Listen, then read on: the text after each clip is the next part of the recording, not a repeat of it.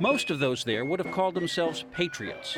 That "Don't Tread on Me" flag was an early symbol of the American Revolution, who argued that their government today is betraying traditional principles. Steve Butler, a physician from Indiana, was handing out copies of the Constitution. If you read the quotes of Thomas Jefferson, these guys were conservatives, and they said that the control should be with the people and not with the big government. Ileana Johnson came to America from Romania some 30 years ago. I find myself now, every morning when I wake up, what kind of freedom have we lost today? You could also find plenty of signs of something else. A rage that identifies President Obama with Hitler or Stalin, that questions his citizenship, that seems to celebrate the death of a famous liberal.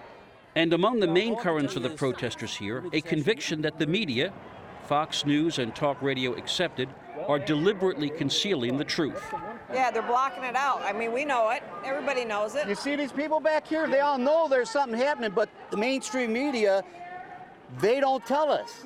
It's a charge of bias the networks vigorously deny. It's your freedom! But perhaps what most united these protesters was a broader discontent, a sense that they are not being heard, that their interests and the nation's interests are in the hands of a few.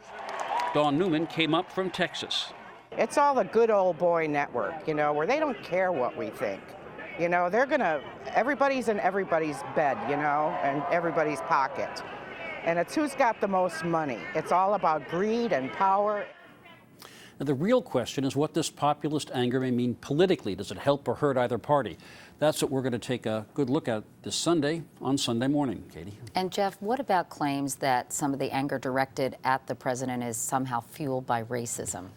I can only tell you what I saw, and painting a crowd like this with a broad brush is always a mistake.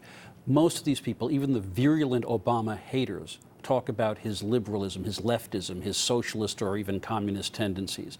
I also think if his name was Colin Powell, and if he had come from, say, a small town with a career in the military, in other words, a more traditional background, you would have seen a lot less talk about racism. Disentangling race from things like culture and political ideology is always very tricky. All right. Jeff Greenfield. Jeff, thanks very much.